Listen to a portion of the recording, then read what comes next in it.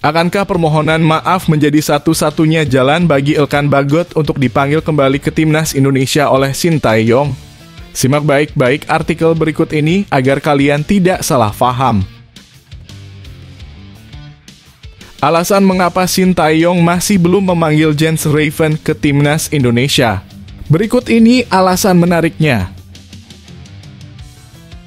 Sintayong dituding lebih baik pantau Muhammad Tahir ketimbang laga Malut United versus Persebaya Surabaya, sindiran kocak dan kontroversi kualitas pemain. Media Vietnam prediksi Timnas Indonesia berpotensi lolos ke Piala Dunia 2026 berkat dukungan PSSI, kekuatan skuad, dan semangat penggemar. Inilah 3 faktor utama yang dapat membawa Garuda ke turnamen terbesar dunia. Jay Itzes masih jadi target utama Torino di bursa transfer musim panas 2024. Klub Serie A Italia ini terus mengejar tanda tangan bek Timnas Indonesia, sementara Itzes fokus pada Venezia. Nathan Chuaon mulai menarik perhatian positif dari fans Swansea City dari permintaan keluar ke dukungan penuh untuk bertahan. Sintayong bongkar kesamaan menarik dengan ketum PSSI Erick Thohir dari nama Inggris yang sama hingga perayaan ulang tahun serupa. Sebelum masuk pembahasan, mohon subscribe channel ini agar tidak ketinggalan berita Timnas Indonesia. Akankah permohonan maaf menjadi satu-satunya jalan bagi Elkan Bagot untuk dipanggil kembali ke Timnas Indonesia oleh Sintayong? Simak baik-baik artikel berikut ini agar kalian tidak salah paham. Satu-satunya jalan menuju panggilan kembali untuk Elkan Bagot ke pangkuan Timnas Indonesia tampaknya terletak pada sebuah permohonan maaf yang tulus. Sintayong, sang pelatih Timnas Indonesia, hingga kini belum menunjukkan keinginan untuk memanggil kembali Elkan Bagot meskipun kebutuhan akan kehadirannya sangat mendesak. Pada matchday pertama grup C kualifikasi Piala Dunia 2026 zona Asia, Timnas Indonesia akan menghadapi Arab Saudi pada Jumat 6 September 2024 pukul 01.00 waktu Indonesia Barat. Dalam laga ini, Elkan Bagot sangat dibutuhkan karena bek andalan Timnas, Justin Hubner, harus menepi akibat akumulasi kartu. Namun, jawaban singkat Sintayong kepada media termasuk MNC Portal Indonesia di Stadion Madia, Jakarta pada Jumat 16 Agustus 2024 menunjukkan bahwa Elkan Bagot belum dipanggil. Enggak dipanggil, ujar Sintayong dengan nada tegas ketika ditanya tentang kemungkinan pemanggilan Bagot untuk laga melawan Arab Saudi dan Australia. Perselisihan tampaknya bermula dari keputusan Elkan Bagot menolak panggilan Sintayong untuk memperkuat Timnas Indonesia U23 melawan Guinea U23 dalam playoff Olimpiade Paris 2024 pada 9 Mei 2024. Ketidakhadiran Bagot di momen penting itu dianggap sebagai titik awal ketegangan. Kini Elkan Bagot dihadapkan pada pilihan untuk mengikuti jejak Adi Satrio, kiper PSIS Semarang. Adi Satrio yang pernah dipanggil untuk memperkuat Timnas Indonesia U23 di Piala AFF U23 edisi 2023 mengalami situasi serupa. Ketika banyak klub enggan melepasnya, Timnas Garuda Muda pun terpaksa tampil tanpa pemain kunci. Namun, Adi Satrio tidak tinggal diam. Ia menyadari kesalahan dan dengan penuh kerendahan hati meminta maaf langsung kepada Sintayong. Saya meminta maaf kepada Sintayong setelah absen di Piala AFF U23 kemarin. Saat itu saya meminta maaf secara pribadi, ungkap Adi Satrio saat mengikuti pemusatan latihan Timnas Indonesia jelang pertandingan melawan Vietnam pada Maret 2024. Tindakan Adi Satrio membuahkan hasil. Ia terus dipanggil Sintayong dan bahkan meraih debut gemilang sebagai kiper Timnas Indonesia senior dalam kemenangan 1-0 atas Vietnam pada 21 Maret 2024. Kini, di tengah ketidakpastian ini, muncul pertanyaan besar, haruskah Elkan Bagot menempuh jalan yang sama? Dengan meminta maaf secara langsung kepada Sintayong untuk kembali mengukir namanya di Timnas Indonesia. Jawaban dari pertanyaan ini patut dinanti dengan penuh antisipasi.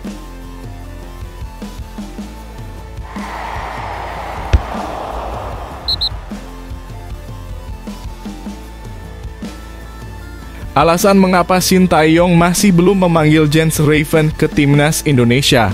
Berikut ini alasan menariknya.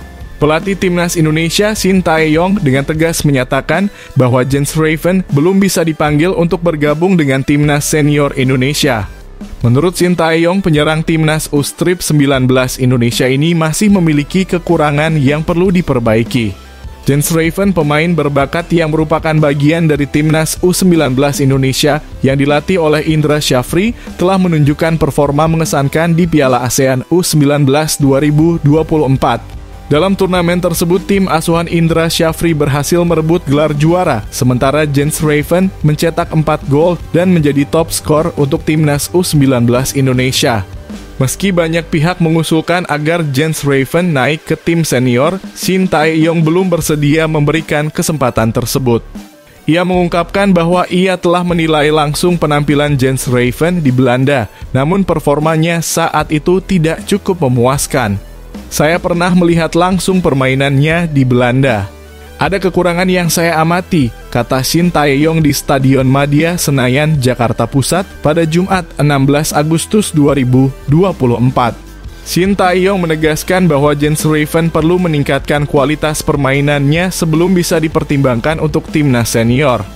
Saat ini Jens Raven masih sangat dibutuhkan oleh Indra Syafri untuk memperkuat timnas U20 Indonesia dalam kualifikasi Piala Asia U20 edisi 2025. Dia harus melalui proses langkah demi langkah.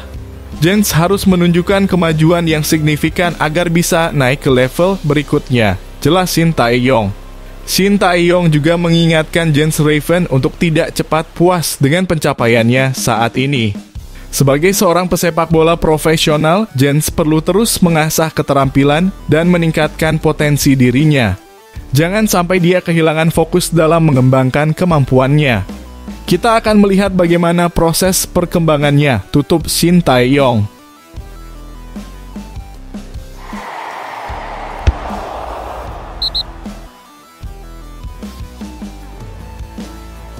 Shin Tae-yong dituding lebih baik pantau Muhammad Tahir ketimbang laga Malut United versus Persebaya Surabaya, sindiran kocak dan kontroversi kualitas pemain.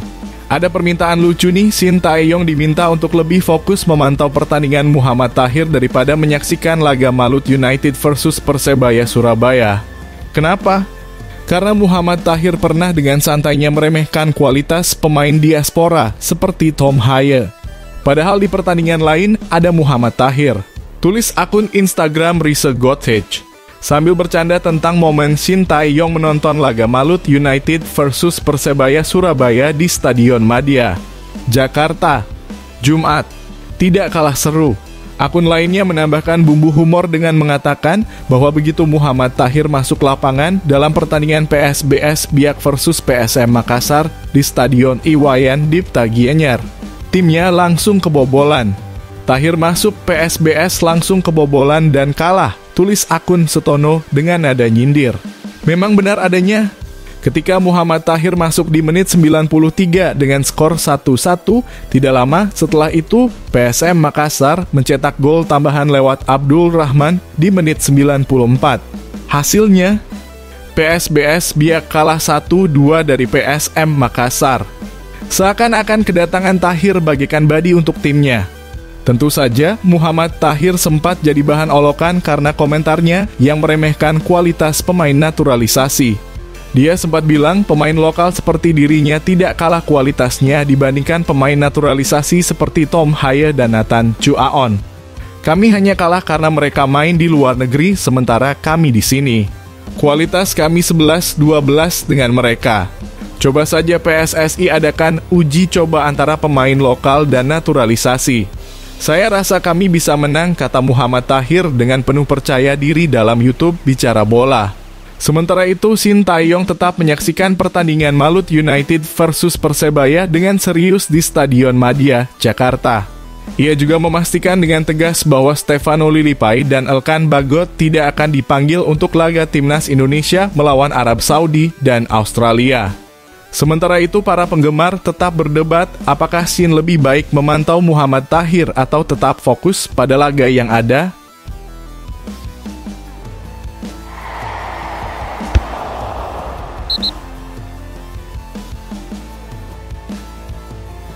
Media Vietnam prediksi timnas Indonesia berpotensi lolos ke Piala Dunia 2026 berkat dukungan PSSI, kekuatan skuad, dan semangat penggemar.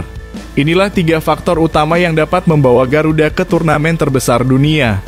Media Vietnam memberikan dukungan besar kepada timnas Indonesia untuk lolos ke Piala Dunia 2026. Mereka menilai bahwa ada 3 faktor utama yang bisa membawa Garuda meraih tiket ke turnamen sepak bola terbesar dunia tersebut.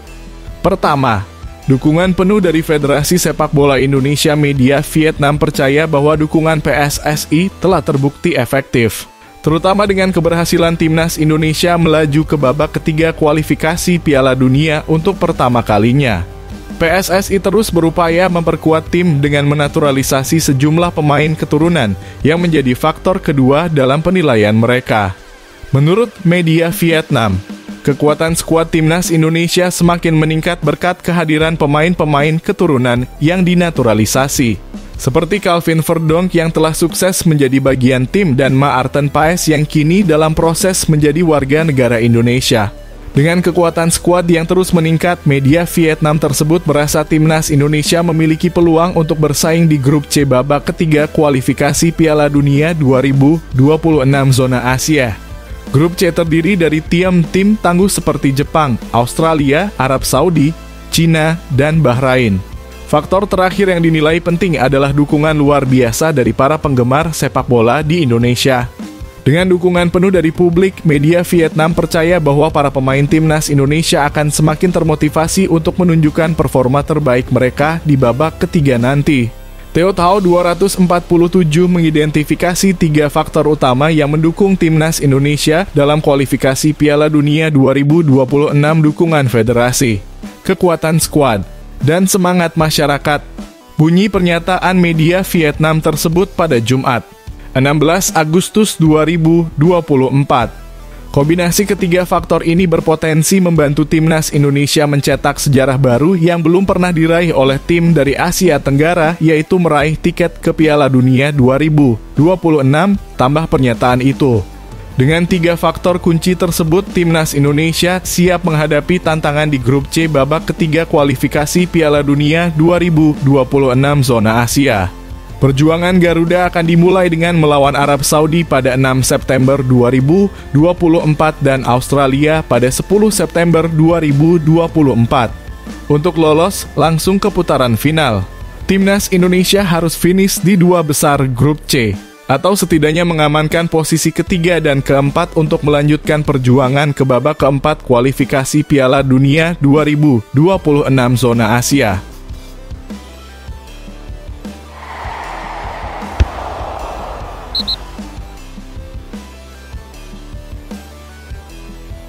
Jay Itzes masih jadi target utama Torino di bursa transfer musim panas 2024. Klub Serie A Italia ini terus mengejar tanda tangan bek timnas Indonesia, sementara Itzes fokus pada Venezia. Bek timnas Indonesia Jay Itzes masih menjadi buruan utama klub Serie A Italia, Torino, di bursa transfer musim panas 2024. Klub yang dikenal dengan julukan Il Toro ini terus mengejar tanda tangan Itzes sebelum jendela transfer ditutup. Menurut laporan dari Tutto Venezia Sport, ketertarikan Torino pada Jay Itzes semakin menguat setelah klub tersebut mengalami beberapa masalah di lini pertahanan. Alessandro Buongiorno dan Ricardo Rodriguez, 2 bek andalan Torino, baru saja meninggalkan klub. Selain itu, Persiu Urs harus menjalani operasi lutut dan diperkirakan akan absen dalam waktu lama, membuat pelatih Torino, Paolo Vanoli, merasa kurang puas dengan pilihan bek yang ada. Paolo Vanoli, mantan pelatih Venezia yang memiliki hubungan dekat dengan Jay Itzes, berusaha mendatangkan pemain berusia 24 tahun itu ke Olimpico Grande Torino. Seperti yang sudah diprediksi, Torino menunjukkan ketertarikan pada Jay Itzes, yang sangat dikenal oleh Paolo Vanoli, tulis laporan Tutto Venezia Sport dikutip pada Jumat 16 Agustus 2024. Torino dilaporkan akan menunggu keputusan dari Jay dan Venezia hingga akhir Agustus ketika bursa transfer musim panas resmi ditutup. Ini berarti Jay memiliki kesempatan untuk bergabung dengan Torino sebelum jendela transfer ditutup. Namun hingga saat ini, Jay Itzes belum menunjukkan minat yang jelas untuk bergabung dengan Torino. Bek timnas Indonesia tersebut masih fokus pada penampilannya bersama Venezia. Ia bahkan baru-baru ini bermain dan mencetak gol untuk Ila Gunari dalam putaran pertama Coppa Italia 2024 hingga 2025. Sayangnya, Venezia harus tersingkir dari turnamen setelah kalah 1-3 dari Brescia pada Minggu 11 Agustus 2024.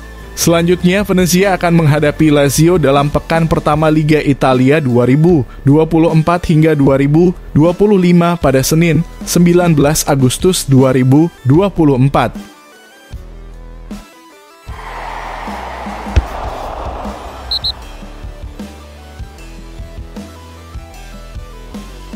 Nathan Chu Aon mulai menarik perhatian positif dari fans Swansea City dari permintaan keluar ke dukungan penuh untuk bertahan. Nathan Chu Aon kini mulai mendapatkan kepercayaan dari fans Swansea City setelah penampilan gemilangnya di Carabao Cup.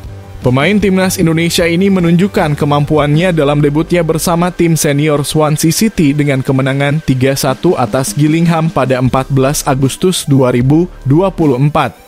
Pada pertandingan tersebut, Nathan tampil sebagai starter dan bermain selama 67 menit di posisi bek kiri dalam formasi 4 bek racikan Luke Williams. Usai pertandingan, Luke Williams memuji penampilan Nathan Chu Aon, mengatakan, "Saya rasa penampilannya sangat baik. Saya tidak memiliki keluhan sama sekali tentang bagaimana dia bermain." Williams juga mencatat bahwa Nathan telah berlatih dengan sangat baik bersama tim utama dan membuka kemungkinan untuk bermain di liga. Meskipun menekankan bahwa Nathan harus bekerja lebih keras untuk mendapatkan tempat utama, dia masih harus menempuh jalan untuk menjadi pemain championship yang terbukti. Namun, dia adalah pria yang sangat baik dan pekerja keras, tambahnya. Di media sosial, pujian dari pelatih juga berbanding lurus dengan dukungan dari fans. Beberapa fans Paga Swansea City di X mengungkapkan pendapat mereka tentang Nathan. Akun AC10 bahkan mengajukan pertanyaan apakah Nathan layak dipertahankan di Swansea untuk musim ini. Dan sebagian besar responden setuju bahwa Nathan layak dipertahankan, menganggapnya sebagai backup yang berharga dan penambah kedalaman skuad. Akun Swansea menambahkan bahwa kemampuan serbaguna Nathan merupakan alasan kuat untuk mempertahankannya sepanjang musim. Bagus untuk rotasi dengan Timon dan gelandang lainnya. Dia juga bisa bermain sebagai bek tengah kiri yang tidak kami miliki, tulis akun tersebut. Sebelumnya banyak fans yang meragukan Nathan karena kurangnya kesempatan bermain dan ada prediksi bahwa dia akan dipinjamkan kembali ke klub lain seperti musim lalu. Namun Luke Williams merasa terkesan dengan mentalitas Nathan, menyebutkan bahwa dia tidak membiarkan banyaknya pengikut di media sosial mempengaruhinya. Dia adalah seorang pekerja keras dan sangat menyenangkan berada di kamp latihan. Kami tidak memiliki masalah dengan hal itu, jelas Williams. Sepertinya Nathan Chu Aon kini berhasil membalikan keraguan menjadi dukungan penuh dari fans dan pelatih berkat kerja keras dan penampilannya yang semakin menjanjikan.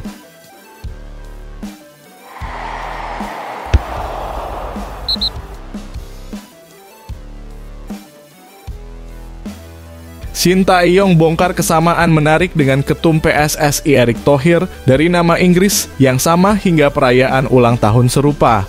Pelatih timnas Indonesia Shin Tae-yong baru-baru ini mengungkapkan betapa mengejutkannya kesamaan yang dia miliki dengan Ketua Umum PSSI Erick Thohir.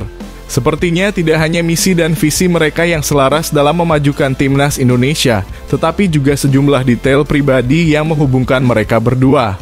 Shin Tae-yong yang telah menjadi pelatih timnas Indonesia sejak 2020 merasa ada ikatan khusus dengan Erick Thohir yang baru mulai memimpin PSSI pada awal tahun lalu. Dalam sebuah wawancara, Shin Tae-yong membagikan beberapa fakta menarik yang menunjukkan betapa miripnya mereka. Salah satu kesamaan yang mencolok adalah nama Inggris mereka. Shin Tae-yong menyebutkan bahwa nama Inggrisnya adalah Rich yang mirip dengan nama Erick Thohir. Nama Inggris saya adalah Rich dan ketua PSSI kita juga bernama Erick, ungkap Shin dengan nada ceria. Tak hanya itu, kebetulan lain yang mencuri perhatian adalah tanggal ulang tahun mereka yang sama. Tahun lalu ulang tahun kami juga jatuh pada hari yang sama, jelas Shin. Saya ingat saat itu adalah hari ulang tahun Erick. Meskipun saya tidak bisa mengingat semua tamu, ada Carlos Roberto dan banyak atlet terkenal yang hadir, sekitar 7 atlet dunia yang datang. Shin Tae-yong melanjutkan dengan menceritakan bagaimana perayaan ulang tahun mereka berlangsung.